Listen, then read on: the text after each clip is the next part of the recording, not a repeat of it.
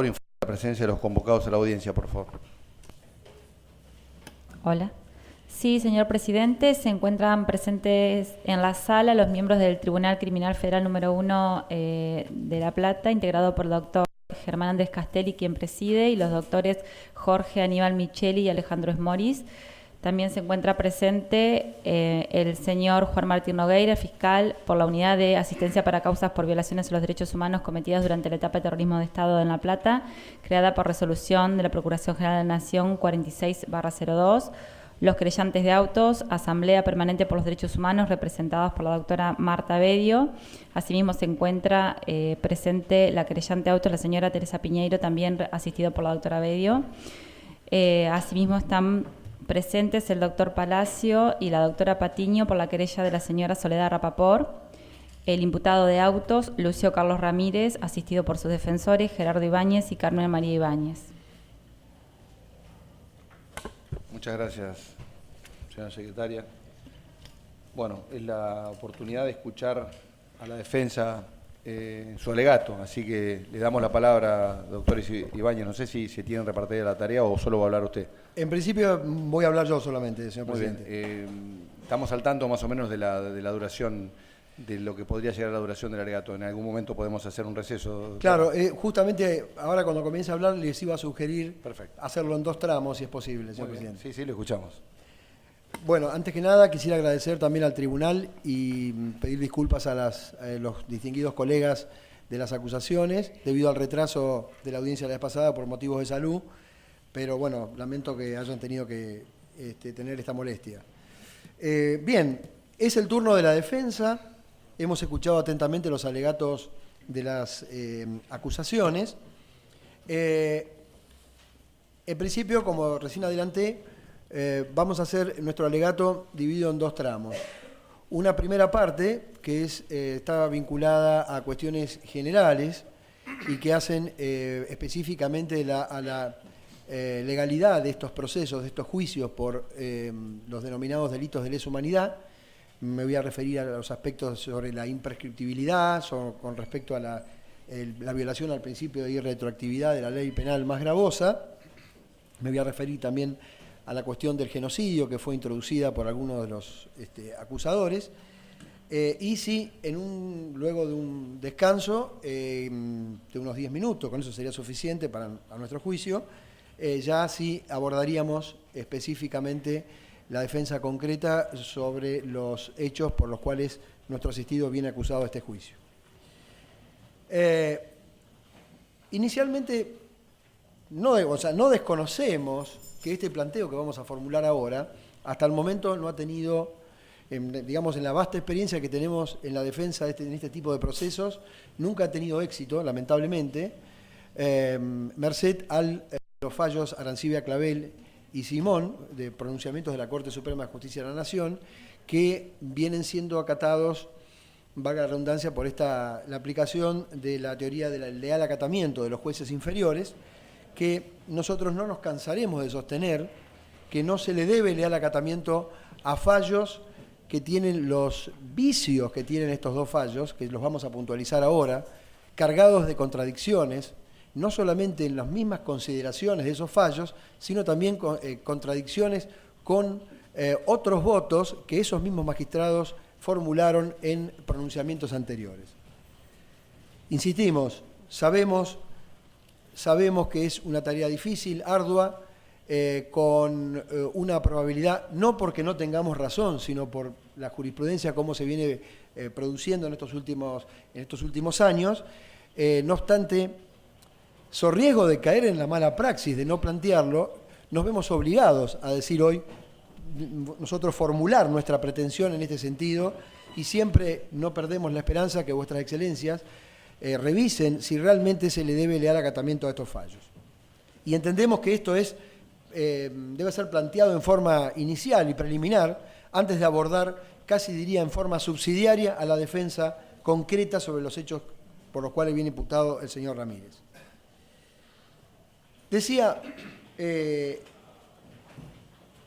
siglos de llanto y sangre costó a la civilización occidental que se instaure un sistema jurídico en el que solo se imponga una pena a un individuo cuando tal pena esté prevista en una ley escrita y dictada por un Congreso, y que a su vez esa ley haya estado vigente al momento en que el hecho, materia de juicio, fue cometido.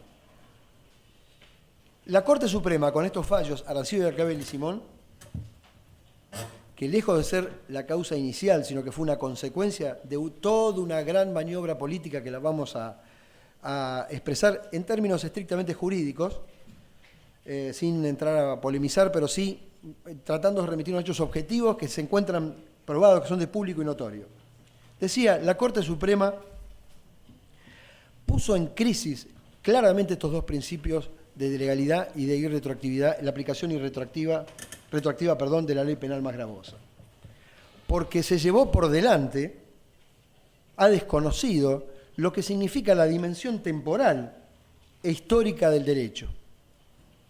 Hay un viejo adagio que dice que todos los años viene la primavera, pero encuentra el derecho cambiado. Y hoy estamos realizando juicios como este, a 40 años de los hechos, con paradigmas jurídicos absolutamente diferentes. Todos los que estamos aquí como sujetos participando de este proceso, tanto vuestras excelencias, el personal de letrados que los asisten, los colegas de las acusaciones, los abogados de la defensa y, por qué no, también el público presente, vienen hoy informados de estándares jurídicos que claramente no eran los que imperaban en el año 1976, cuando, en este caso en el año 77, cuando estos hechos acontecieron. Y esto no es un tema menor,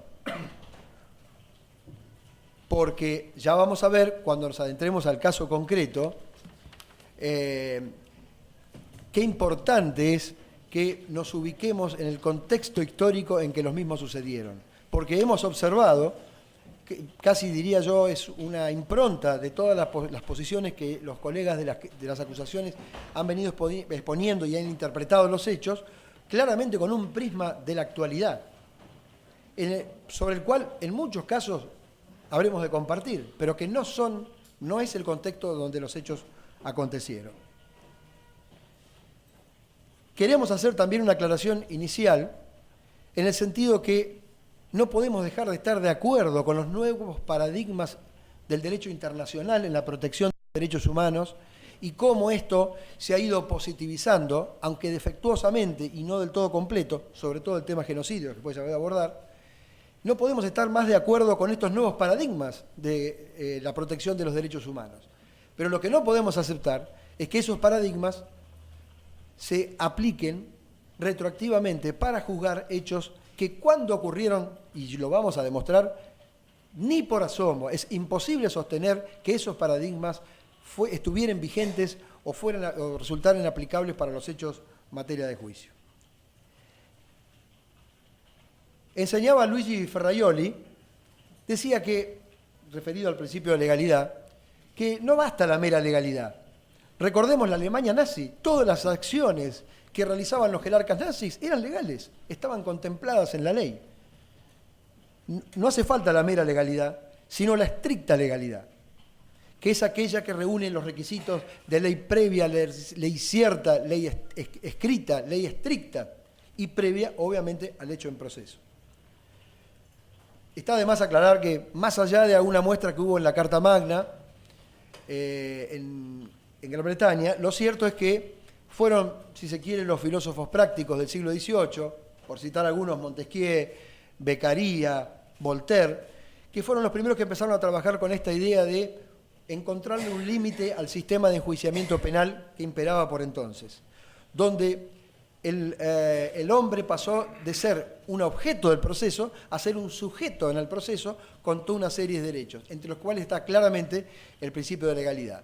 Después, con el devenir histórico de todo lo que fue el progreso institucional, de todo lo que es el mundo occidental, se fueron sumando una serie de derechos y garantías, plasmados, por cierto, en nuestro bloque de garantías de la Constitución Nacional, me refiero al principio de reserva, y otros principios que están en el orden procesal, pero que garantizan el debido proceso adjetivo, el principio de congruencia, de defensa en juicio, en fin.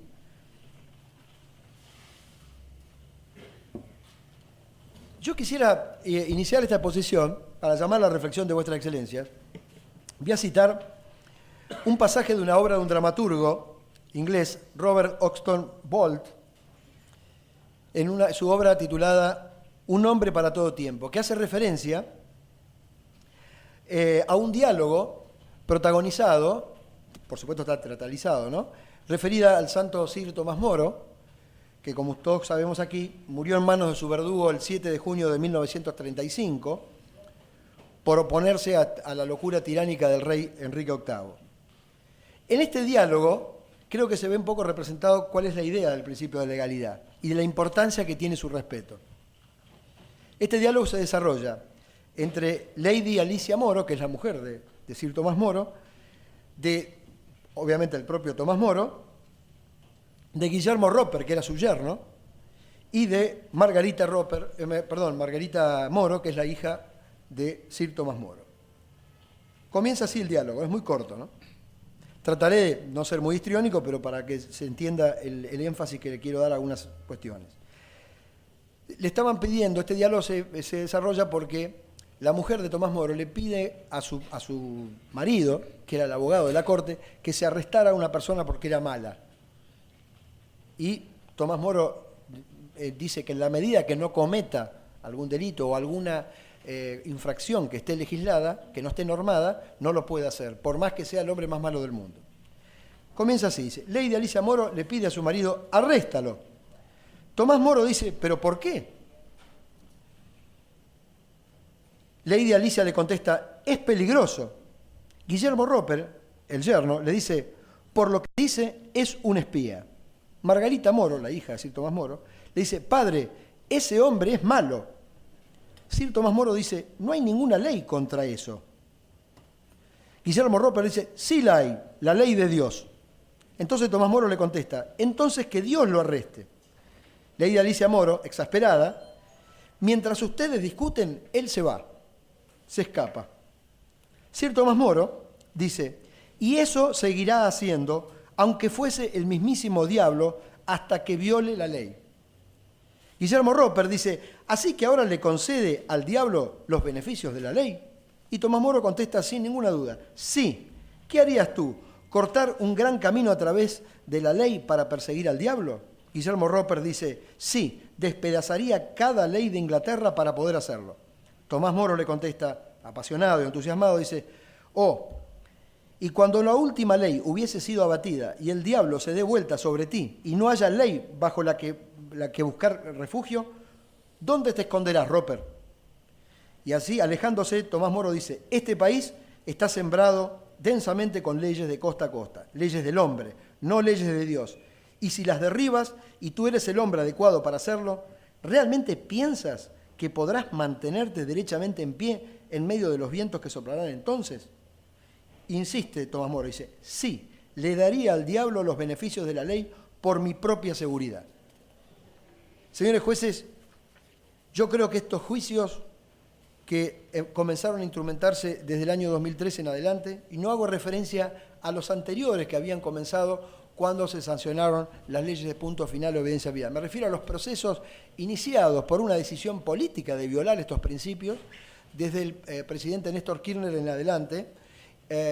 Estos principios son un atajo para lograr estos juicios a como dé lugar, sin importar la violación de estos principios tan importantes de nuestras garantías constitucionales consagradas, especialmente en el artículo 18 y, por qué no, el artículo 19 de la Constitución Nacional.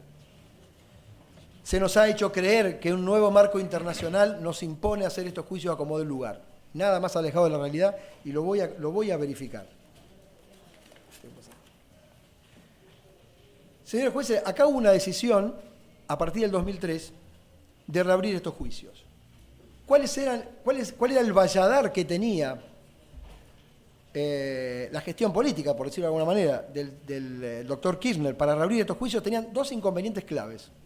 En primer lugar, las leyes de punto final y obediencia debida, que ya las vamos a tratar, que eran leyes que ya habían producido claramente la extinción de la acción penal, inclusive con pronunciamientos de la Corte Suprema, pronunciamientos que habían pasado en autoridad de cosa juzgada. Y el otro de los problemas era, aún superada la instancia de las leyes de punto final de obediencia debida, que en tal caso había que anularlas, porque si se las derogaba, cosa que ya se había hecho antes, esto no iba a surtir efectos porque esas leyes ya se habían hecho ejecutorias y ya habían generado derechos que no se podían anular. Pero aún así, en la inteligencia de que se pudieran rehabilitar los procesos penales, derribando todo efecto de estas leyes, váyase viendo semejante herejía jurídica, aún así se encontraban con otro Valladar. Claramente las acciones penales instauradas o por instaurarse o por proseguirse o por iniciarse estaban extintas por el transcurso del tiempo, dado que el Código Penal vigente a la época de los hechos determinaba los plazos de prescripción de las acciones penales y no había, aún pensemos en el delito más grave del Código Penal, el homicidio calificado, cometido el 10 de diciembre del 83, un minuto antes de irse el proceso militar, aún ese delito ya estaba extinto en el año 2003. No había ninguna posibilidad de poder reiniciar esos juicios. Para colmo también, años después, es cierto, se modificó el Código Penal y se terminó con una práctica, creo que yo hasta llegaba a ser una práctica desleal del Poder Judicial, del cual yo me honro de haber pertenecido muchos años, pero donde uno veía que algunos jueces, utilizando la vieja redacción del Código Procesal, citaban nuevamente indagatoria para hacer 2 o 3 preguntas sin sentido, pero lo que se buscaba era retornar a cero el cómputo de la prescripción. Eso hoy ya no existe más, eso fue una reforma muy loable, por cierto. Vuelvo entonces al asunto. ¿Cómo fue la decisión? ¿Cómo vino esta decisión? Lo primero que se intenta es tratar de demostrar que existía una norma que ya indicaba, que ya positivizaba en cierta medida la existencia de la categoría de delitos de lesa humanidad y que también eran imprescriptibles. A lo primero que se intenta echar mano es a la Convención, la Convención Internacional sobre Delitos de Lesa Humanidad y Crímenes de Guerra, que data del año 1968. Este primer dato puede confundir a más de uno en la inteligencia. No, momento, en el año 77, si la convención fue en el año 68 y la Argentina participó de esa convención, quiere decir que para la Argentina ya existía esa categoría y existía también este criterio de imprescriptibilidad. Recordemos que esa convención, en su primer artículo, tenía una redacción que hay que reconocer que era bastante confusa, que decía que los delitos de lesa humanidad podían perseguirse sin importar cuándo fueron cometidos. Esta norma genera cuanto menos polémica y es cierto que es una norma que ofrece muchas dudas.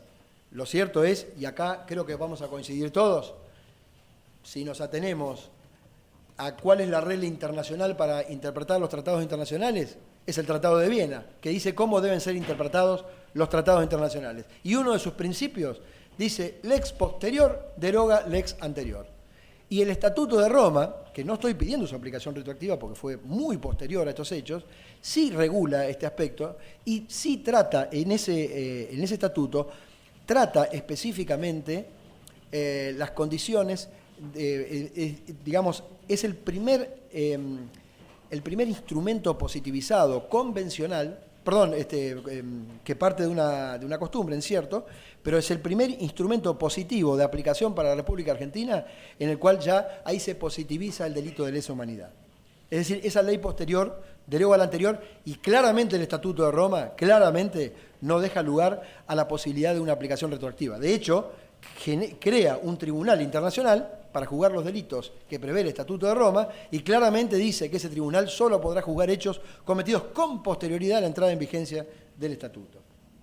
Vuelvo entonces para atrás. Decía, la gestión del presidente Kirchner se encontró con un principal problema que era cómo hacer para superar esto. Se intenta aplicar la Convención sobre Imprescriptibilidad, pero se encuentran con un valladar importantísimo. Esta convención había sido ratificada por la República Argentina el 23 de noviembre de 1995 mediante la ley 24.584. Pero estaba más que claro porque la misma convención establecía cuáles eran las pautas para que esa ley esté vigente a los distintos países que se suscribían o que adherían a esa convención. Y decía claramente que para que esa convención resulte obligatoria a los estados, cada estado debía no ratificarla con una ley que se había hecho en el 95, sino hacer el depósito del documento en Naciones Unidas. Un hecho formal, concreto, que la Convención establecía que la Argentina no había cumplido. Prontamente, enterado del Poder Ejecutivo en el año 2003 de esta circunstancia, mediante el decreto 579/2003, dispone el depósito pertinente del instrumento en Naciones Unidas. Es decir, recién a partir del 13 de agosto de 2003 se produce la adhesión concreta y pasa a ser ley para la Argentina. Otra cuestión, ya lo vamos a ver, cuando se reforma la Constitución en el año 94, se incorporan un listado de tratados internacionales sobre derechos humanos, se incorporan en el inciso 22 del artículo 75, y se hace una larga nómina de todos los tratados internacionales, Pacto de San José de Costa Rica, de derechos civiles y políticos, todos los tratados que versan sobre derechos humanos. Curiosamente, la Convención Internacional sobre Delitos de Lesa Humanidad y Crímenes de Guerra no estaba en el inciso 22 cuando se reforma la Constitución. Pero esto no fue por una distracción de los constituyentes, sino porque no era ley para la Argentina. No se podía incorporar con rango constitucional una norma que no existía para la República Argentina. De hecho, es recién, mediante la ley 25778, que es, valga la paradoja, es un número antes de la otra, que para mí es una ley aberrante, la 25779, que es la ley que con 2 renglones dispone la nulidad, declara la nulidad, dice que son insalariamente nulas las leyes de punto final y obediencia de vida. Así nomás. Jamás se ha visto semejante violación de derechos adquiridos y derechos constitucionales en tan pocas líneas.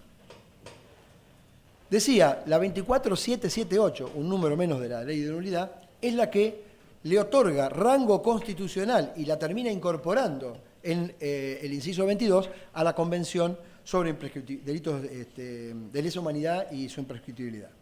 Sobre la imprescriptibilidad de los delitos de lesa humanidad.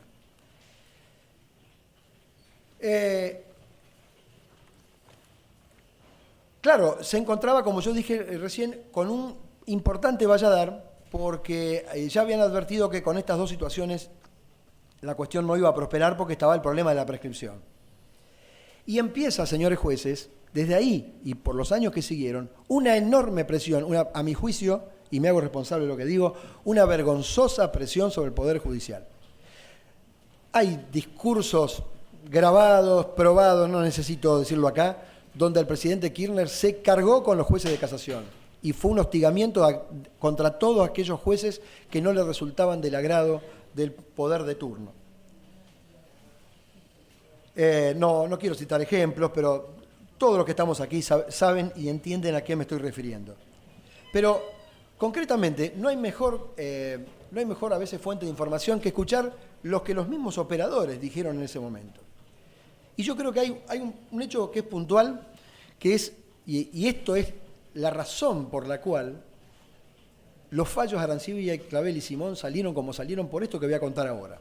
Esos jueces que fallaron, tanto los que fallaron, me refiero a los que fallaron a favor, pero que algunos contradiciéndose con lo que habían dicho años antes, y otros que fueron jueces nuevos, nombrados por la nueva ola política, tienen una razón, y esto surge, por ejemplo, en el año 2013, el 20 de julio de 2013, el doctor Alberto Fernández, que fue jefe de gabinete, lo recordaremos aquí al doctor Fernández, que tuvo una protagónica actuación política durante la gestión de la presidencia del doctor Kirchner y después en el primer gobierno de la doctora Fernández de Kirchner, y después aparentemente se apartó de su cargo y comenzó a tener una cierta postura crítica, sobre todo con la gestión de la presidente Kirchner y no de su marido. Y en una entrevista, en un programa El Juego Limpio, que conduce el periodista Nelson Castro en el canal de cable TN Todo Noticias, él, tratando de defenderlo a Kirchner y contando cómo había manejado el tema de los jueces, le dice esto, textual: yo he visto a Kirchner seleccionar a esos jueces. Yo he visto a Kirchner reunirse con ellos antes de ser designados. No me lo contó nadie. Estuve en todas las reuniones y lo que Kirchner les decía es: ustedes están para actuar con total independencia. Nunca van a llamar de la Casa de Gobierno. Así era y no estoy mintiendo, dice Alberto Fernández. Vayan y pregúntenle a cualquier juez de la Corte. Pero tengo dos problemas que para mí son problemas de Estado. Esto cuenta Alberto Fernández, que le dice Kirchner a los jueces que iba a nombrar: los derechos humanos y la dolarización de la economía. Salvo esos dos temas que se están ventilando en la justicia, la verdad es que nosotros no tenemos ningún interés en ningún tema. Estos temas nos preocupan porque son políticas de Estado. Esta palabra, esta frase, política de Estado, para mi asombro, digo yo por la crianza jurídica que tuve, estuve en dos universidades, me eduqué, una primera parte en la Universidad Católica y otra parte en la... Silencio, por favor. Yo veo que este juicio cada vez que se dice la Universidad Católica protesta, porque todavía con el testigo Sinópoli pasó lo mismo, pero no importa. Este es un momento clave para que este juicio sea legal y legítimo. Tiene la palabra la defensa. Gracias. Y hay que respetarla en todos sus términos. Quien no lo haga, la ley me da la potestad de desalojar la audiencia. Gracias, señor presidente. Y le hago una pregunta, sí. Perdone, no tengo que hacerle pregunta, pero está hablando de la presión de los jueces. Si bien no lo ha dicho, pero como es un tema delicado, sí, le pregunto si está refiriéndose que este tribunal haya recibido algún tipo de presión. No, en absoluto, señor presidente. Ninguno de los tres distinguidos magistrados que integran este tribunal son parte de esta mayoría, desde ya. Eso quiero aclarar, gracias que me lo preguntan. Dice, tengo dos problemas con la dolarización, salvo estos dos temas, estos son los temas que nos preocupan. Sin embargo, uno puede decir, bueno, el doctor Alberto Fernández fabuló, dijo algo que no era cierto. Hace no mucho tiempo ha sido publicado un libro de uno de los jueces de la Corte que fue desplazado, el doctor Vázquez, que cuenta algo, está bien, con otra óptica, que no lo está defendiendo al presidente Kirchner, pero cuenta casi lo mismo. ¿Qué dice el doctor Vázquez? Textual de su libro que se llama Asalto a la Justicia. Editorial Sudamericana, segunda edición, Buenos Aires, 2016. Página 23, lo que voy a leer ahora. Dice, textual, ¿cuáles fueron realmente los principales objetivos políticos que motivaron nuestra expulsión? Primordialmente dos. Fíjense cómo coincide con lo que dijo Alberto Fernández. El primero, conculcar al favor del Estado los derechos de los ahorristas atrapados en el llamado corralón financiero y finiquitar toda la cuestión del colapso económico del 2000, 2001, 2002 para controlar la caja económico-financiera puesta al servicio de sus intereses políticos. Bueno. Me salteo porque hay comentarios de tipo político que no me interesa traerlos acá. El segundo, el gran objetivo fue la intención del gobierno de agitar falsos fantasmas del pasado, reavivando causas contra militares por violaciones a los derechos humanos, para la cual necesitaba que una nueva corte innovara respecto de todas las sentencias firmes dictadas por sus anteriores integrantes. Esto lo dice un juez que fue echado de la Corte, que podrá tener alguna cierta subjetividad para defender su situación, pero es un juez que está contando qué es lo que pasó. Pero fíjense que esto no es, él no dice que se lo contaron. Dice, ninguna de esas dos causas reales fue mencionada al momento de acusarnos y lanzarnos fuera del Poder Judicial. Pero lo cierto es que fuimos notificados en privado mediante operadores políticos, e incluso en mi propio caso, nada menos que por el presidente, se refiere a Kirchner, en una reunión realizada en el domicilio del histórico dirigente político peronista don Jorge Antonio, y cuyos detalles relataré a continuación, donde se me dijo que si accedíamos a aquellos requerimientos de cambios de criterio, es decir, a contradecirnos, desdecirnos y revocar nuestros propios fallos, se nos aseguraría nuestra continuidad. Esto, y solo esto, es lo que da explicación a una serie de cuestiones que yo ahora voy a marcar, de algunas imprecisiones que hay, o contradicciones, en estos fallos que los vamos a pasar a analizar. En primer lugar, muy amable. En primer lugar, y volviendo un poco para atrás con respecto a la cuestión de la categorización en delitos de lesa humanidad, se trata de una categoría que, a diferencia como en cierta medida lo han tratado de sostener los distinguidos colegas de las acusaciones, no es una categoría, me refiero a la idea internacional, a la costumbre internacional sobre delitos de lesa humanidad y su imprescriptibilidad, no encuentra una raíz de tipo consuetudinaria. La raíz es claramente convencional y se refiere al Pacto de Londres del 8 de agosto de 1945, donde las 4 naciones vencedoras se juntan, la Unión Soviética, Estados Unidos, Inglaterra y el gobierno provisional de Francia, por entonces, porque estaba recién terminada la guerra, y se ponen de acuerdo sobre la implementación de los tribunales del Tribunal de Nuremberg. Tribunal que claramente es un antecedente, violó el principio de irretroactividad de la ley penal más gravosa, el principio de legalidad. Existía una razón que fundaba la creación de esos tribunales y que se manejaran en ese contexto, pero lo cierto es que esto fue una norma, el Pacto de Londres obedece exclusivamente a una razón convencional y un acuerdo de 4 países, que tiene varias razones para quedar absolutamente excluido del análisis de lo que pasa en la República Argentina. Y diría yo, Razione Locci, el lugar, se refería al teatro de operaciones de la Segunda Guerra Mundial, específicamente los delitos cometidos por personal perteneciente a los países del eje. En Razione Temporis, claramente a los episodios ocurridos entre el inicio y el final de la Segunda Guerra Mundial. Y razón de la materia, lo propio, lo mismo, en este sentido que quedaban excluidos de este análisis.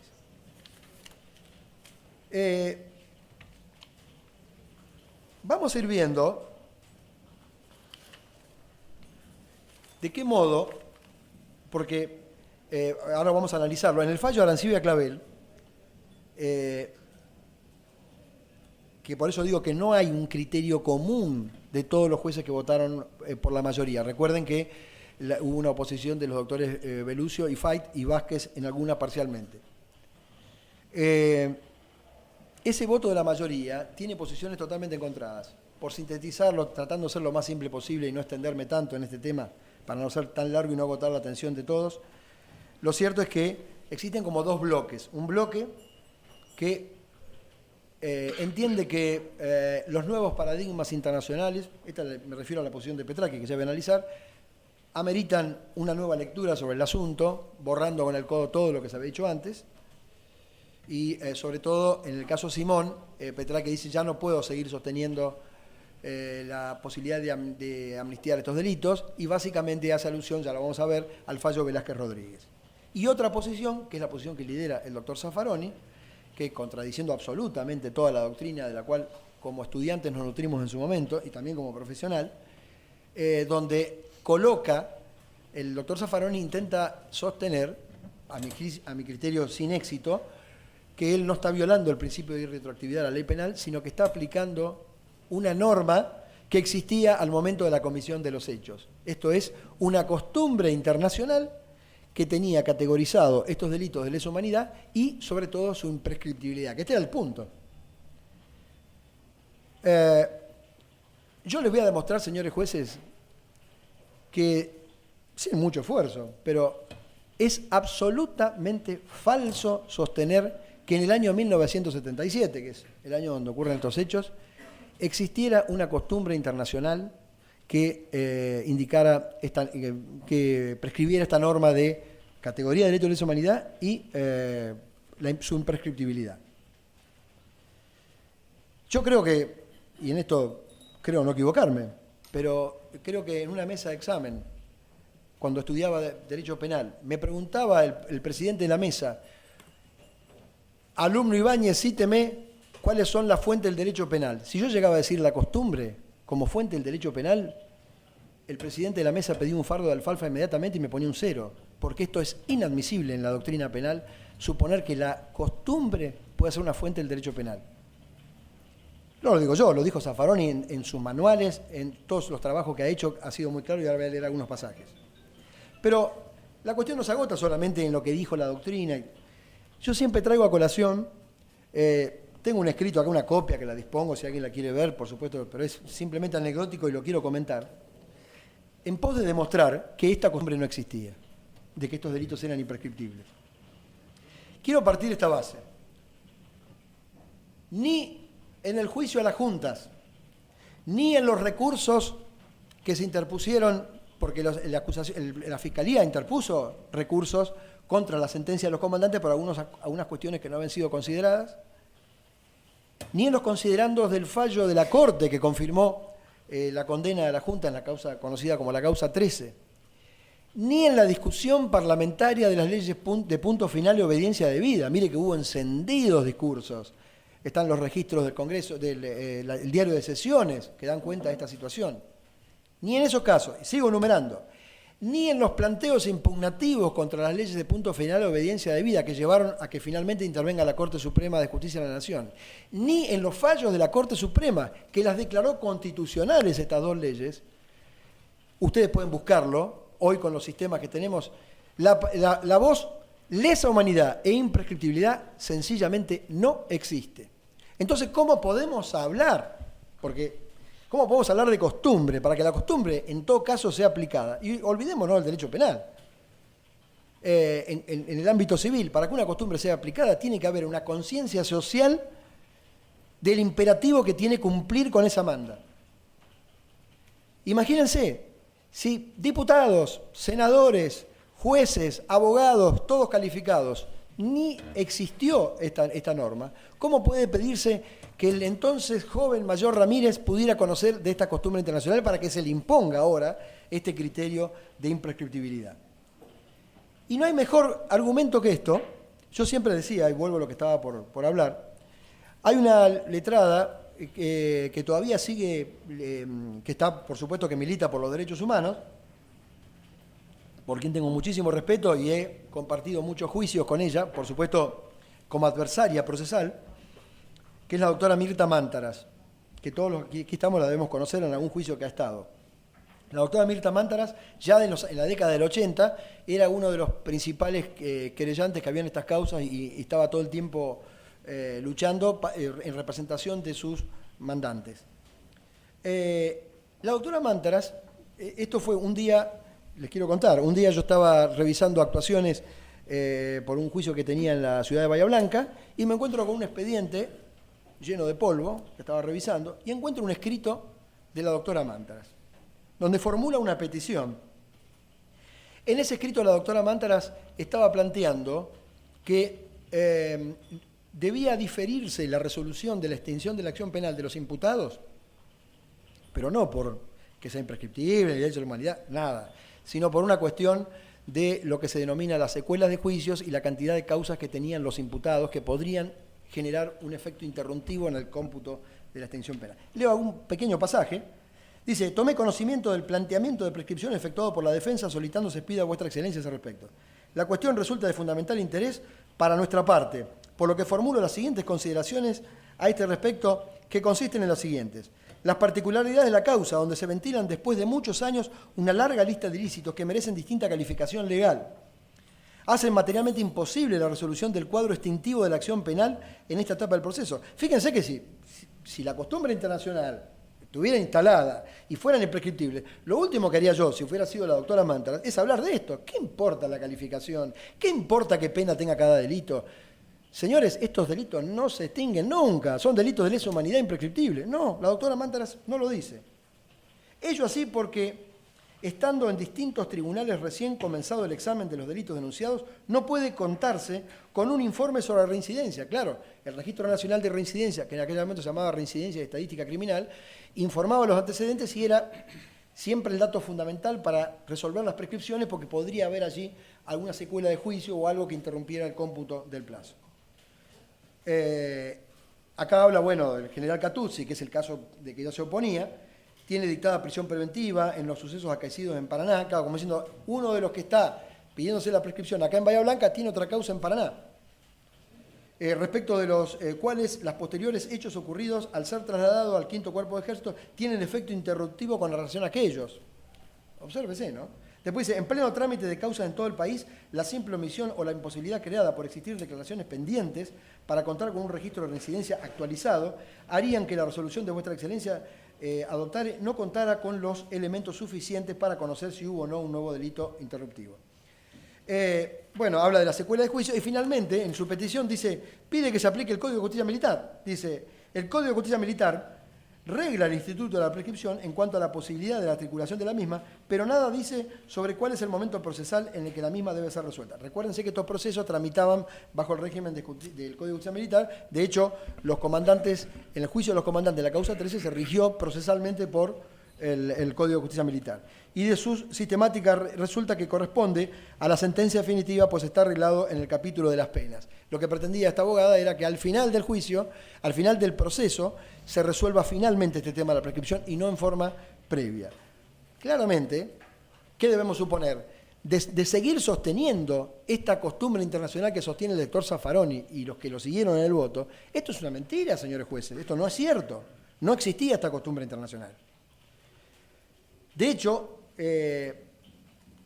esto fue tan así que, por ejemplo, el doctor Petracchi incurre en una contradicción muy grave, porque, claro, se recordará que en el fallo Camps, el doctor Petracchi había sostenido la legalidad, la constitucionalidad de las leyes de punto final de obediencia debida. Pero claro, como dije al principio, no fue materia de agravio que no se tuviera, que fueran prescriptibles o que no se aceptara la categoría de delito de lesa humanidad. Los argumentos que utilizaron los impugnantes que llevaron a que la Corte en el 80 y pico, 87, 88 fallara en estos casos, no fueron esos los aspectos. Fue un agravio que inclusive les comento. Yo desde el punto de vista doctrinario lo comparto.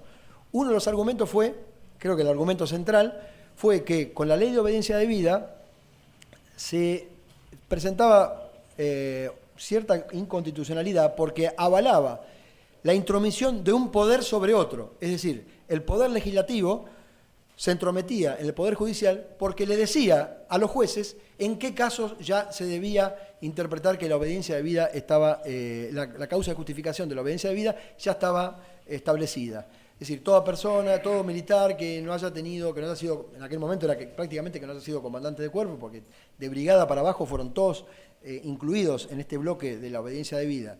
Y claro, los que pregonaban, los que lo impugnaron, y yo creo que desde el punto de vista doctrinal tenían mucha razón, decían, no, que en cada caso particular, como va a pasar hoy, como pretendo que pase hoy en este juicio, en cada juicio particular, sean los jueces los que evalúen si la persona que está acusada está amparada por esta causa de justificación. No en forma general por el cargo que ocupó. Decía, en el caso Camps, que el doctor Petracchi avaló que se trataba de normas constitucionales, había adoptado esta postura, pero después, para justificarse dar la razón por la cual, al fallar en la lesiva Clavel y sobre todo en Simón, cambiaba de parecer, ¿qué dice el doctor Petracchi? Que un nuevo estándar jurídico, sobre todo basado, él dice que el fallo que lo hace cambiar de parecer al doctor Petracchi es el fallo Velázquez Rodríguez contra el Estado de Honduras. Dice que ese fallo a él le llevó a replantear este tema. Cuidado que acá, lejos estoy de cuestionar a un magistrado que cambie de parecer sobre la visión, porque todos vamos creciendo, nos vamos informando, vamos estudiando, y muchas veces muchas cosas, inclusive doctrinarias, que hoy tengo un pensamiento, hace un tiempo quizá lo sostenía en el lado exactamente contrario, en el sentido contrario. No cuestiono que el doctor Petracchi haya cambiado de parecer. Lo que cuestiono es que pretenda este nuevo criterio tratarlo y aplicarlo a un hecho que ocurrió en el 77. Es ahí el principal problema. Y él la excusa que da es, como decía, que este fallo fue el que lo hizo cambiar. Sin embargo, y esto lo que demuestra que no es cierto lo que dice el doctor Petracchi, ya recordemos que el caso Camps data del año 1987. No voy a decir fecha, porque con el año ya es suficiente. El fallo Velázquez Rodríguez es del año 1988, un año después de Camps. Hasta ahí uno puede decir, bueno. Pero el fallo, lo que se olvida el doctor Petracchi, que en el año 1995, es decir, 7 años después del fallo Velázquez Rodríguez, él, en el caso Pripke, siguió manteniendo aquel criterio que había sostenido en Camps, no cambió. Debo pensar que el doctor Petracchi no había leído nunca este fallo, y es que este fallo lo leyó recién en el 2005, después de ser presionado para fallar como falló en esta causa. De otra manera no hay explicación. Y no creo que sea así, porque tengo conocimiento de que se trató en su momento de un funcionario muy preparado, y no creo que el doctor Petracchi no haya conocido el fallo Velázquez Rodríguez cuando falló en el caso Pripke. Lo que pasa es que en ese fallo Pripke no tuvo las presiones a las cuales me he hecho referencia con las declaraciones de Alberto Fernández y el ex juez Vázquez.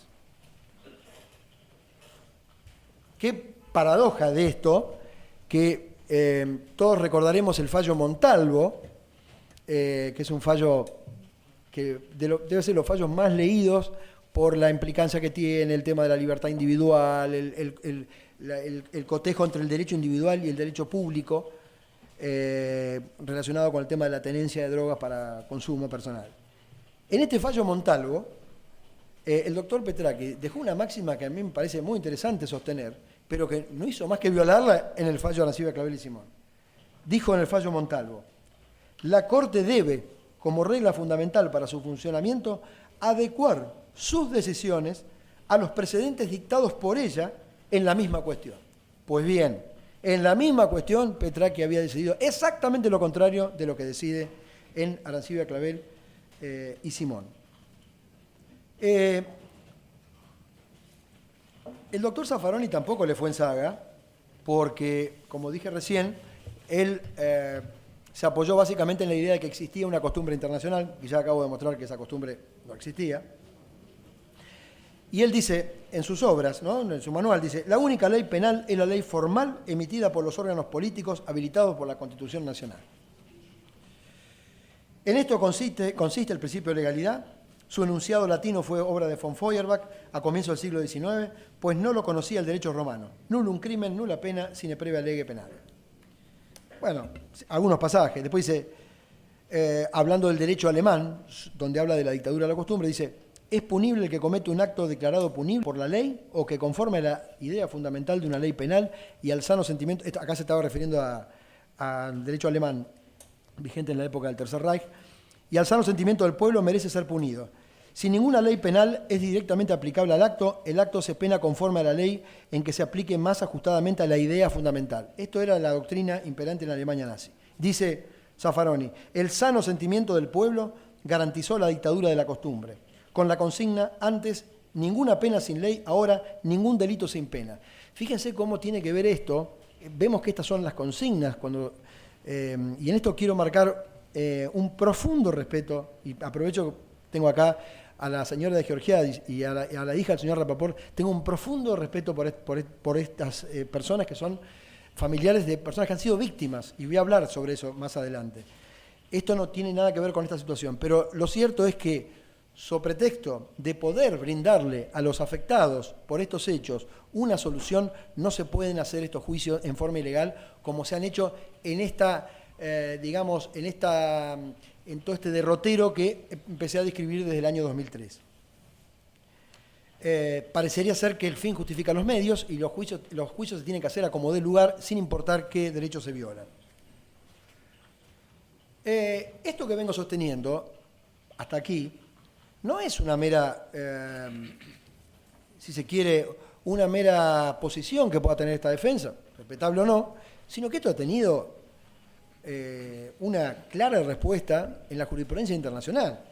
Porque vemos que siempre las citas que hacen los acusadores siempre se limitan al campo de la Corte Interamericana de Derechos Humanos. Y esto no es casual. Debemos saber que en la Corte Interamericana de Derechos Humanos las personas no son parte, son los estados parte en la Corte. De manera que todos los fallos de la Corte Interamericana de Derechos Humanos se refieren al comportamiento de los estados. Por ejemplo, el que vi recién, Velázquez Rodríguez versus Honduras. Siempre son los estados. De hecho, dicho sea paso, lo comento, personalmente en el mes de marzo de este año estuve en Washington y presenté una denuncia por este tema, denunciando que en la República Argentina se violan estos dos principios. Lo hice representando no un colectivo, sino a algunos clientes nuestros. Esa presentación tiene por objeto superar el tamiz del control que realiza la Comisión, no la Corte, la Comisión Interamericana de Derechos Humanos, y si la Comisión lo adoptase, recién allí lleva el caso a la Corte, donde ya es la Comisión la que la lleva y no el particular necesitado. Volviendo al tema, decía que existe abundantísima jurisprudencia internacional que avala lo que yo estoy sosteniendo en este momento, lo que estamos sosteniendo en este alegato.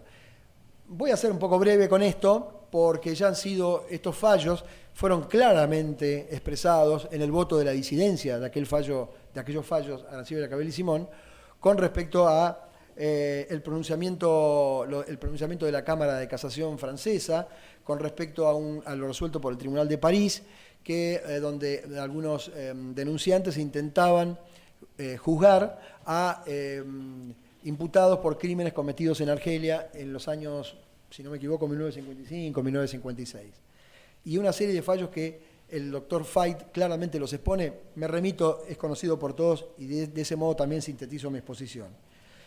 Puntualmente quisiera detallar el caso del general Pinochet, donde la Corte de los Lores, ante una pretensión del juez Baltasar Garzón de España, le contestó de esta manera: considerando que la fecha de entrada en vigencia en Chile y en Inglaterra de la Convención contra la Tortura y otros tratos o penas crueles, inhumanas o degradantes, el momento previo al que habían sido cometidos los delitos por los cuales se solicita la extradición del dictador chileno, pese a la gravedad de los hechos que investiga el juez español y la falta de juzgamiento en el país en que ellos ocurrieron, el tribunal inglés otorga plena vigencia al principio de irretroactividad de la ley penal y rechaza la extradición solicitada. Después, bueno, hay un comité de la tortura, también un fallo contra la Argentina, donde se quería aplicar también, se pretendía aplicar retroactivamente estas normas. Básicamente yo quisiera leer dos fallos que son de muy reciente data,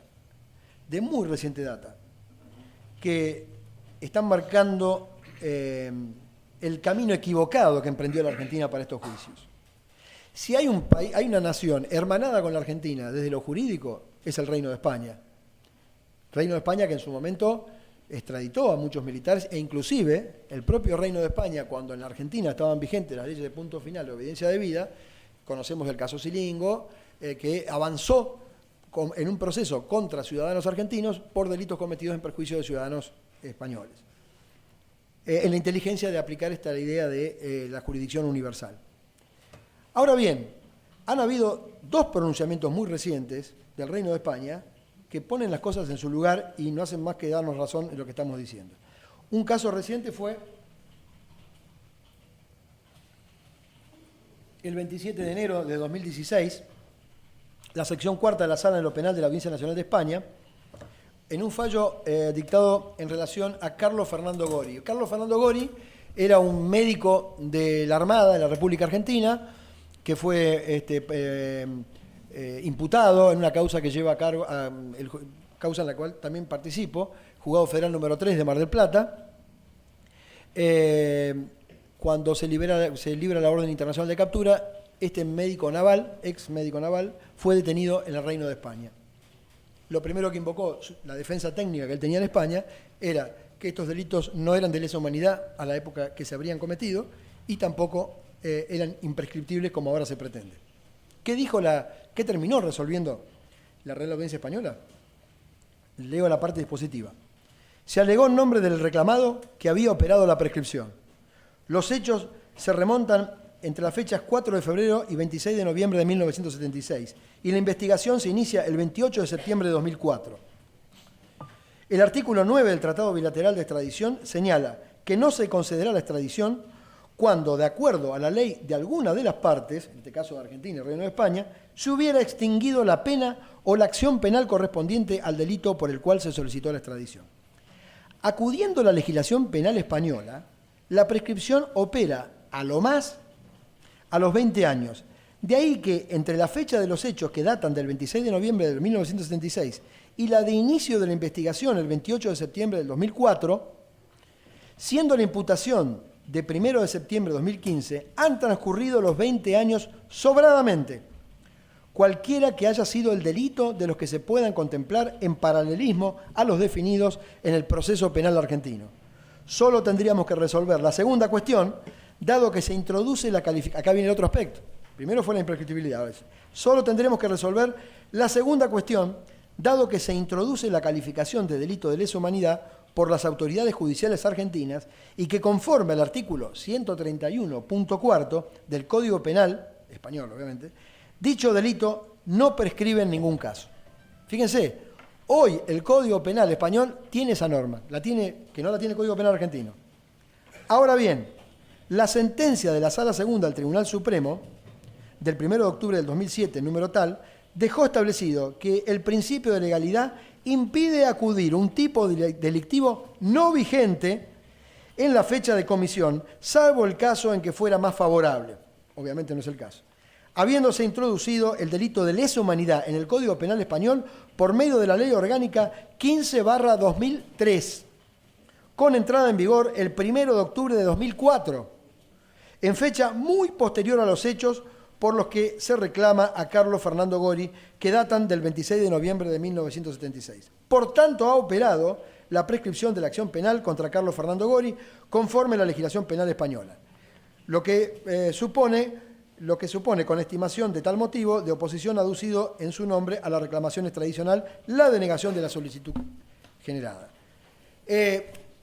Para no terminar con las sorpresas, el 23 de septiembre del 2006, hace unos pocos días, y en esto sí, no tenemos el texto del fallo, pero sí hemos recolectado de un portal relativamente confiable, de la agencia EFE de Madrid, donde hay un segundo caso de otro militar argentino, me estoy refiriendo al señor Jorge Pedro Rodolfo Wagner, que tenía un pedido de captura internacional de la Justicia Federal de Mendoza.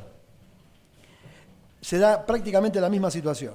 Dice el informe periodístico, pero es confiable y no ha sido desmentido por nadie. Dice, la Audiencia Nacional ha rechazado extraditar al ex militar argentino Jorge Pedro Rodolfo Wagner, detenido en marzo en Madrid en cumplimiento de una reclamación de su país que pedía su entrega por delitos de genocidio y torturas durante la dictadura argentina. La Audiencia Nacional ha rechazado extraditar al militar argentino Jorge Pedro Rodolfo, detenido en marzo... Bueno, repite lo mismo. La sección tercera de lo penal ha considerado que los hechos que se le imputan habrían prescripto y tampoco serían constitutivos de un delito de genocidio. En este caso se habla de genocidio y no de lesa humanidad. Que nunca prescribe. Ellos dicen el delito de genocidio nunca prescribe y después me voy a referir a esto o lo que dijo una de las colegas de la querella. Porque ello exige la destrucción de un grupo nacional, étnico, racial o religioso, requisito que no se aprecia en la identificación de las personas afectadas. Fíjese que ya este fallo ya se introduce en otro tema, que es ni siquiera podemos hablar de genocidio. La Sala tampoco ve viable acusarle por un delito de lesa humanidad referido al ataque sistemático contra la población civil, porque esa figura delictiva fue introducida en España en 2003, lo que vimos recién, una fecha muy posterior a los hechos que se le imputan y no puede aplicarse de forma retroactiva.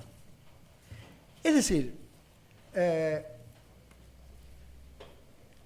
está más que claro cuáles fueron las razones. Para esta defensa está muy claro por qué el fallo Arancibia Clavel y el fallo Simón, la Corte se pronunció como se pronunció. Al menos en el caso nuestro no tenemos la menor duda. Y les digo más, hay otra razón, aparte de lo que reproduje, lo que dijo Alberto Fernández, sino que la jurisdicción de la Corte para tratar este tema, en el caso de Arancibia Clavel, ya vino, si se me permite una expresión coloquial, pero muy figurativa, empezó mal parida. Y voy a decir por qué. Cuando la cuestión, se recordará que Arancibia Clavel era un agente de la DINA chilena que estaba acusado y fue condenado por haber intervenido en el homicidio, en el atentado que terminó con la muerte del general Prats y su señora. Una de las cuestiones que se habían planteado era el delito de asociación ilícita.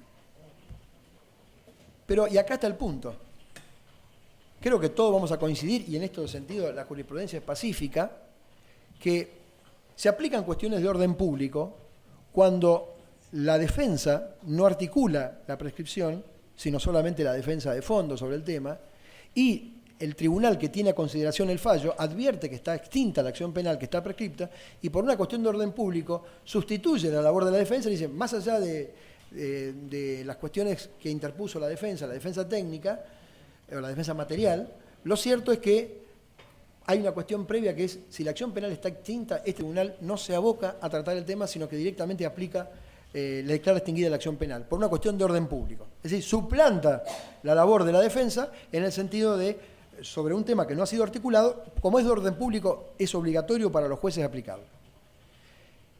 Ese criterio, señores jueces, van a coincidir conmigo y seguramente las partes, es un criterio que siempre debe operar favor rey, nunca contra rey. En el fallo de Arancibia Clavel no existía jurisdicción apelada de la Corte para abordar este tema, porque la Fiscalía, la acusación, no había planteado la imprescriptibilidad, porque era un delito de lesa humanidad, la asociación ilícita. No tenía jurisdicción apelada a la Corte, y este es un caso claro donde no opera la jurisdicción originaria que tiene la Corte para otros casos.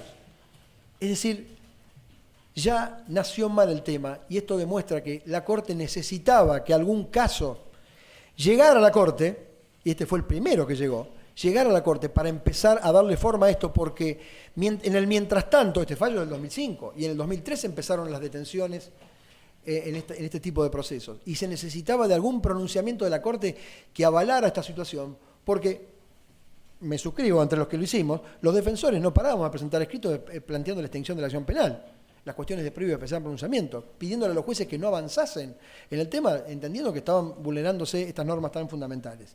Este fallo fue forzado, fue tomado el caso de Arancibia Clavel para introducir un tema, pese a que la Corte no tenía jurisdicción apelada. Y esto es una prueba cabal, desde lo procesal, como en pos de lograr el objetivo, que era reiniciar estos procesos, se hizo de esta manera. Pero a su vez también hubo, vamos a ser claros, también se ha sostenido que es la reforma constitucional, porque esto lo hemos escuchado en general de las acusaciones, no sé si precisamente en este juicio, pero en otros, que la inclusión de los tratados internacionales sobre derechos humanos en el seno del texto de la Constitución Nacional implicaba una nueva interpretación, sobre todo, porque si hay derechos que están afectados, son los derechos consagrados en el artículo 18 de la Constitución Nacional. Y está más que claro que el bloque de garantías, es decir, la primera parte del... perdón que estoy buscando la norma exactamente. La primera parte del bloque de garantías de la Constitución Nacional quedó absolutamente fuera de toda posibilidad de modificación. De hecho, la ley que declaró la necesidad de reformar la Constitución Nacional dejó expresamente aclarado que este primer bloque no se podía tocar. Es más, muchos tratados que la Argentina ha ido ratificando siempre deja aclarado que la incorporación del tratado mantiene incólume los principios consagrados en el bloque de garantías de la Constitución Nacional. De ningún modo puede sostenerse que este nuevo marco internacional y la incorporación de estos tratados con rango constitucional avala la violación del principio de legalidad. Y en tal caso, si semejantes ideas se intentara sostener, lo que lejos puede ocurrir es aplicarse retroactivamente. Por ejemplo, un ejemplo, ¿no? Cuando la Argentina ratifica el Pacto de Derechos Civiles y Políticos, mediante la ley 23.313, hace una clara reserva que esto pone en evidencia un poco cuál ha sido el tradicional comportamiento del Estado argentino frente a la incorporación de estos tratados. Dice, el artículo 4 habla de la adhesión del Pacto Internacional de Derechos Civiles y Políticos y condiciona su aplicación en este texto. Artículo 4. Formúlese también la siguiente reserva en el acto de la adhesión. El gobierno argentino manifiesta que la aplicación del apartado segundo del artículo 15 del Pacto Internacional de Derechos Civiles y Políticos deberá estar sujeto al principio establecido en el artículo 18 de la Constitución Nacional. Yo creo que no cabe ninguna duda, y más allá de esta positivización que he brindado, lo cierto es que todas esas normas que se fueron incorporando, por decir algunas, la definición de tortura y desaparición forzada de personas mediante la Convención contra la Tortura y otros tratos de penas crueles. Este tratado fue incorporado con posterioridad, que fue invocado por algunos de los querellantes,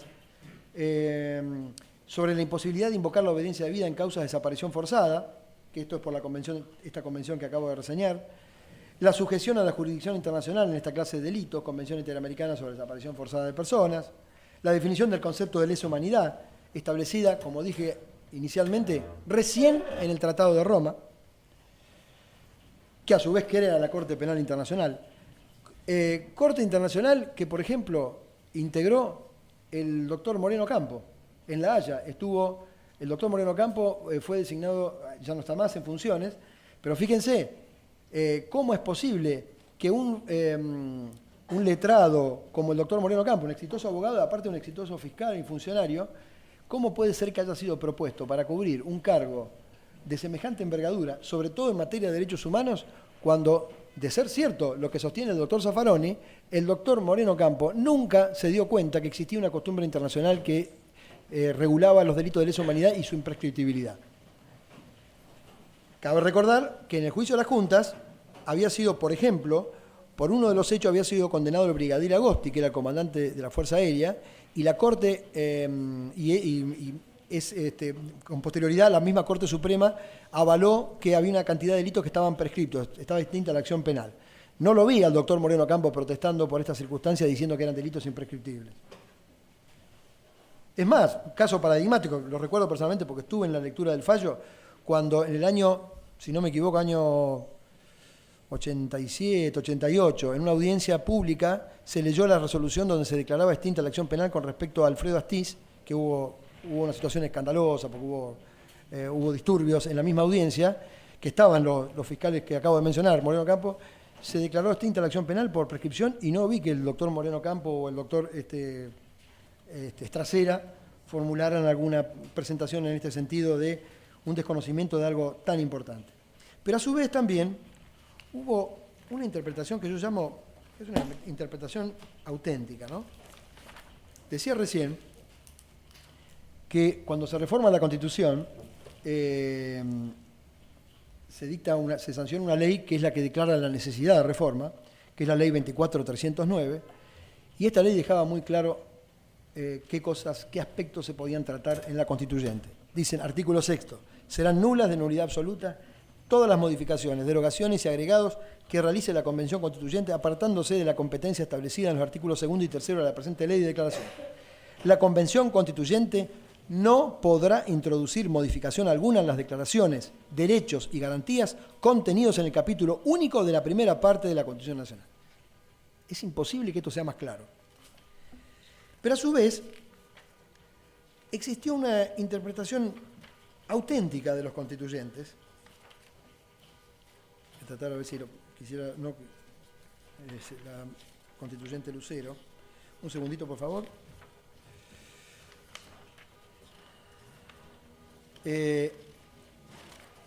La constituyente Lucero, en la discusión de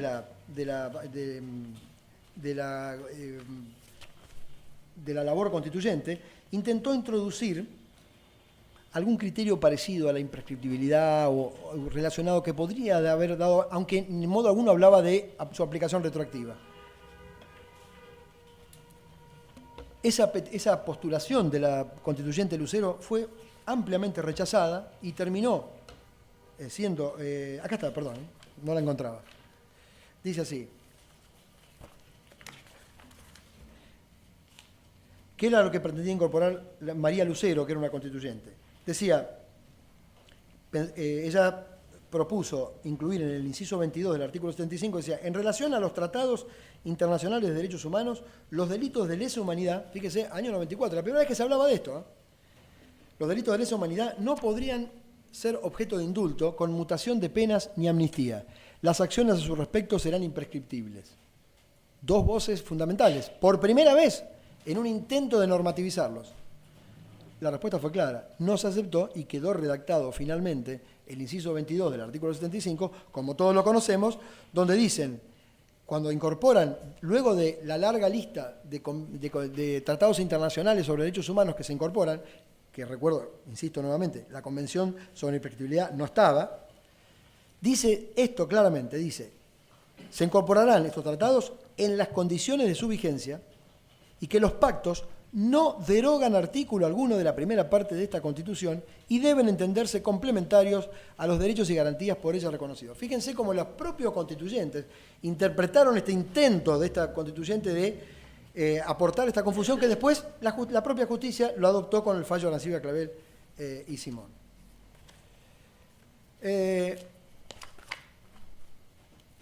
Ya para ir finalizando,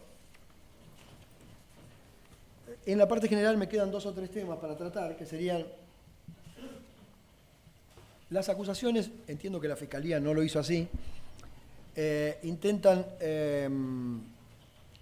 solicitan que se encuadren los delitos que están, por los cuales ha venido acusado nuestro defendido en lo que sería el marco de un genocidio.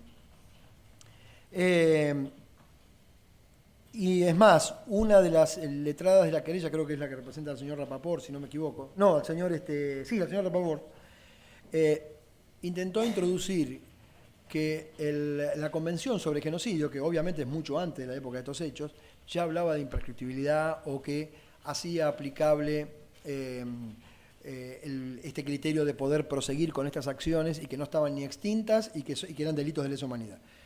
Claramente esa convención no dice lo que la letrada intentaba hacernos ver a los aquí presentes. En este sentido, sobre riesgo de ser muy escueto, pero no por ello menos práctico, yo quisiera reproducir algunos pasajes de el voto del distinguido señor presidente de este tribunal, el doctor Castelli, en dos juicios. En uno, el juicio ESMA, creo que era conocido como ESMA 1, y también en un reciente juicio aquí en la ciudad de La Plata, en la causa caratulada Bañec, donde, a los efectos de oralizarlo y dejar planteado, seleccioné leer 1 o 2 párrafos, un poco para participar a todas las partes y por qué no al público en general, sobre la visión que tiene el doctor Castelli sobre la aplicación de la Convención sobre Genocidio en este tipo de casos, y de las cuales hacemos nuestras esa posición, ¿no? Dice así, en este pasaje el doctor Castelli se remite a lo que había dicho en el juicio ESMA. Dice, no obstante remitirme a dichas argumentaciones, habré de sintetizar a continuación algunas de ellas. Allí se dijo que se habían excluido deliberadamente los grupos políticos de la Convención para la Prevención y la Sanción del Delito de Genocidio. El éxito de la creación de Rafael Lemkin hizo, a mi juicio, que algunos países, injustamente, no aceptaran la inclusión de los grupos políticos dentro del concepto jurídico genocidio, por temor a ser alcanzados en su propia realidad por esa aberrante noción que refleja el término. Fíjense que, entiendo yo, no quiero convertirme en un exégeta suyo, doctor, pero quería dar mi opinión, que lejos está aquí, me parece a mí, la posición del doctor Castelli de sostener que los grupos políticos no deberían haber estado incluidos, pero lo cierto es que él señala que no fueron incluidos. Fueron excluidos porque se intentó colocarlos y no se aceptó su inclusión. De más está decir que el exterminio total o parcial de un grupo político ofende de igual modo a la humanidad que el de un grupo nacional, étnico, racial o religioso, se llame como se llame en estos aberrantes crímenes. Sin embargo, no pueden sortearse esas consecuencias desde el plano constitucional y convencional sin afectar gravemente el principio de legalidad. No puedo estar más de acuerdo con lo que dice el doctor Castelli. Sagrado pilar de una democracia republicana. Está claro que tanto en el expediente citado, se refiere al de ESMA, como en esta causa, el ataque estuvo dirigido contra un grupo político que, como señalé, no se encuentra abarcado en el ámbito de protección normativo previsto en la Convención específica. No obstante, debo mencionar a continuación las conclusiones arribadas en la causa ESMA. Fíjense qué importante esto acá. Dice, junto a mi entonces colega, el juez obligado, que era uno de los jueces del juicio ESMA, dice, siendo conocedores privilegiados de la injusticia que significa que este tipo de matanza no quede abarcado bajo el concepto de genocidio, es que habremos de librar oficio a la Corte Suprema de Justicia de la Nación adjuntando copia certificada de los fundamentos de la presente sentencia a efectos de que se solicite a los demás poderes del Estado que, ante los organismos internacionales pertinentes, postulen la inclusión de la persecución política como causal de genocidio en la convención respectiva. Con esto queda más que claro, es decir, la posición es, estamos de acuerdo, y yo estoy de acuerdo con las querellas también y con las acusaciones, apoyando lo que dice el doctor Castelli, que debería haber estado incluido la posibilidad de que un grupo político pudiera estar incluido dentro del concepto de genocidio, pero no lo está. Y si no lo está, la solución no es incluirlo a como dé lugar.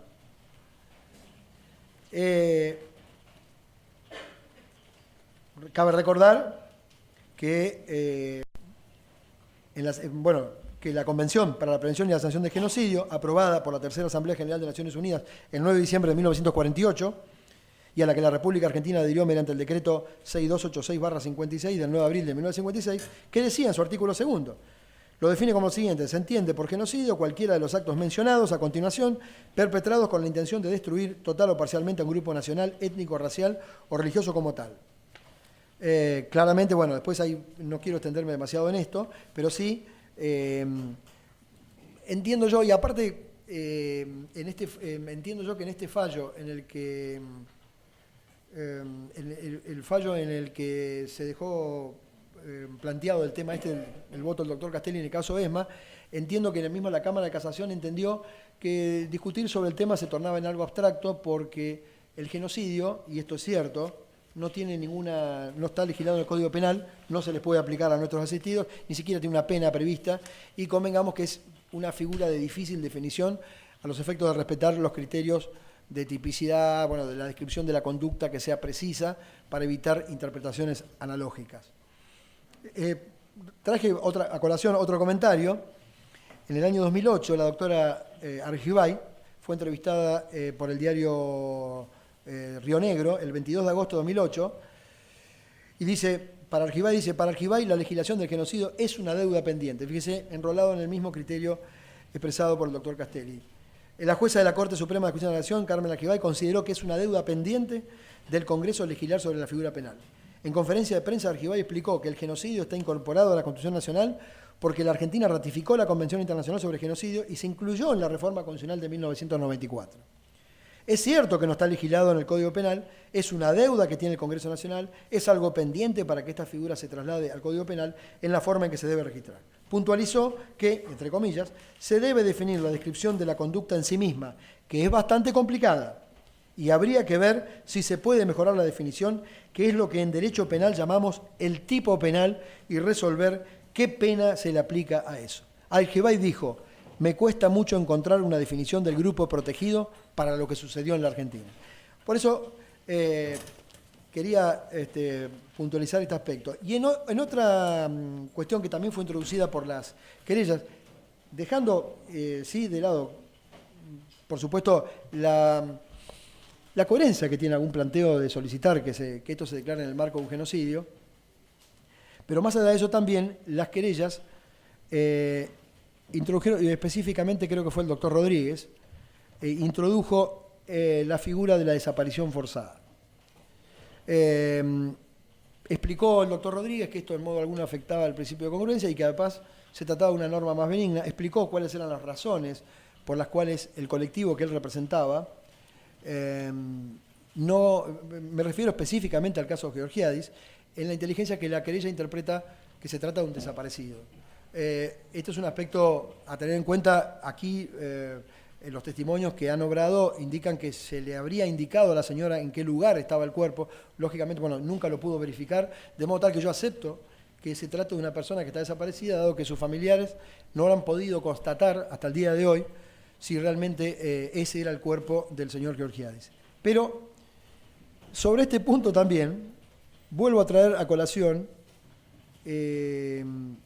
otra apreciación que hiciera el doctor Castelli, en este caso en el juicio Bañec, donde se intentó esta misma rotulación de los hechos dentro de la desaparición forzada de personas.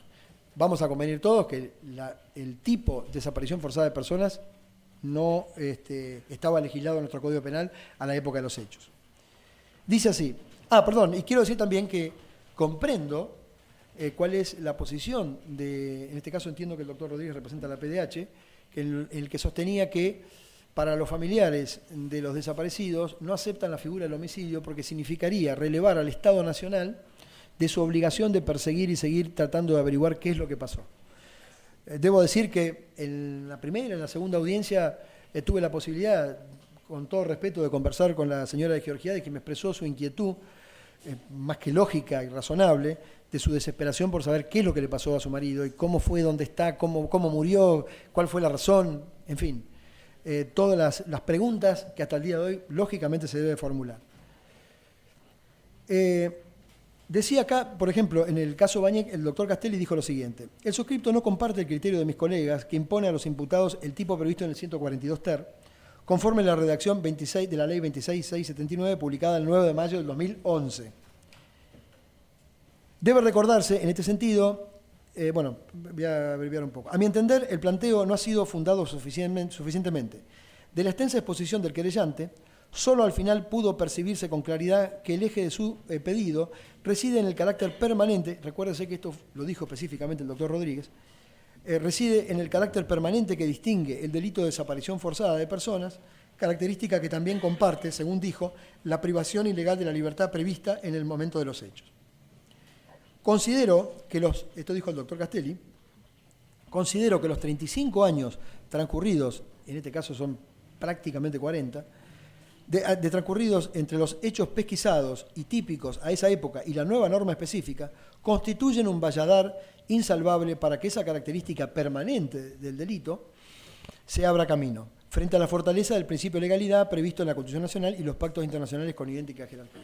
Es exactamente lo que ha ocurrido acá, es decir, en este debate y en todas las pruebas, todo el plexo probatorio que se ha incorporado, tanto por los videos, la prueba documental, no hay el más mínimo indicio de que este delito pudiera ser hoy un delito en forma permanente y que hoy se siga trabajando para mantener en privación de la libertad al señor Georgiades. De modo tal que hacemos nuestras esas apreciaciones que hiciera el doctor Castelli en ese voto en disidencia y solicitamos que tal criterio se aplique en la especie. Por ese motivo, ya para terminar este primer bloque, solicitamos al tribunal como primera medida que se declare que la categorización de delitos de lesa humanidad no se encontraba vigente en la época de los hechos, que la Convención Internacional sobre delitos de lesa humanidad, sobre la imprescriptibilidad de delitos de lesa humanidad y crímenes de guerra no resulta aplicable a la República Argentina porque fue ratificada, fue hecho el depósito recién en el año 2003, que la costumbre internacional no es fuente del derecho penal y que por lo tanto se declara extinta la acción penal debido al tiempo transcurrido y porque no hay actos interruptivos posibles que pongan un obstáculo, un valladar a esta petición. Eso, por supuesto, también que se rechace el planteo de genocidio de los acusadores, de algunos acusadores, y también la figura de la desaparición forzada de personas. Esto es por el momento, señor presidente. Le pediría así un descanso para ya iniciar el otro bloque de la exposición. Hacemos un receso de 10 minutos. Gracias, señor.